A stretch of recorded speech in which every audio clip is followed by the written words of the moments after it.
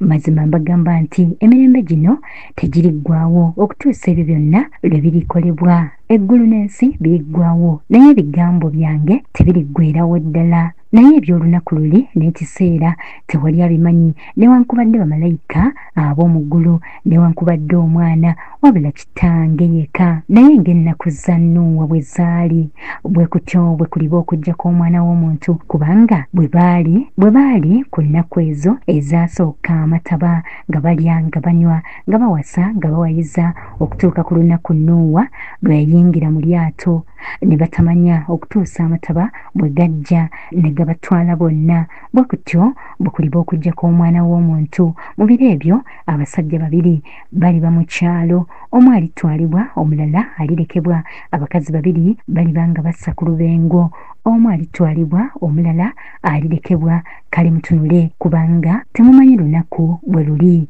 Mukama wammwe lwalijjirako. Naye kino mukitegeere nti alina enju ye singa yamanya ekisimuko bwe kiri, omubbi kyalijjiramu yanditunudde, teyandirese ennyumba ye kusimibwa. Mukale nammwe mweteeketeeke, kubanga mu kiseera kye mutalowoolezaamu Omwana w'Omuntu kyalijjiramu. Kale aliwa nate omuddu oyo omwesigwa ow'amagezi, mukama we bwe yeesigisa ab'omu nju ye okubawanga emmere yaabwe mu kiseera kyayo. Omuddu oyo alina omukisa, mukama we gw'alisanga ng'azze ng'akola bw'atyo. Mazima mbagamba nti alimusigira ebintu bye byonna. Naye omuddu oyo omubi bw'aligamba mu mutima gwe nti mukama wange aludde, era bw'alisooka okukuba baddu banne n'okulya n'okunywa awamu n'abatamiivu, mukama w'omuddu oyo alijjira ku lunaku lw'atamulindiriddeemu ne mu kiseera ky'atamanyi. Alimutemamu ebitundu bibiri, alimuwa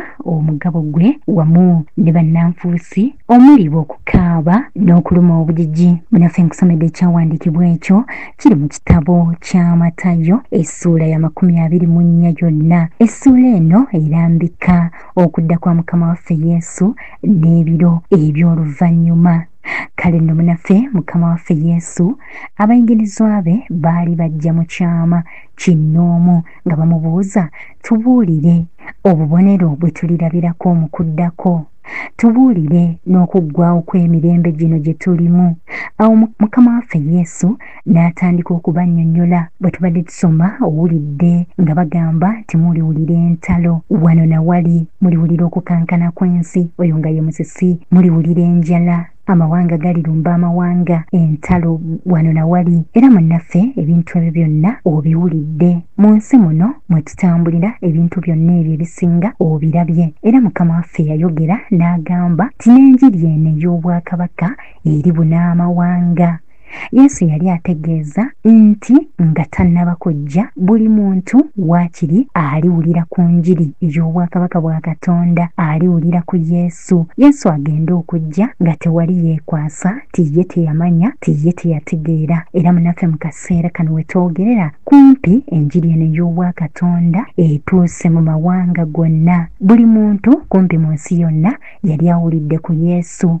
Era Yesu yagamba tajja kujja ng'enjiri eno tennatuuka mu mawanga gonna, walema kubeerawo omuntu eyeekwasa tiye teyamanya.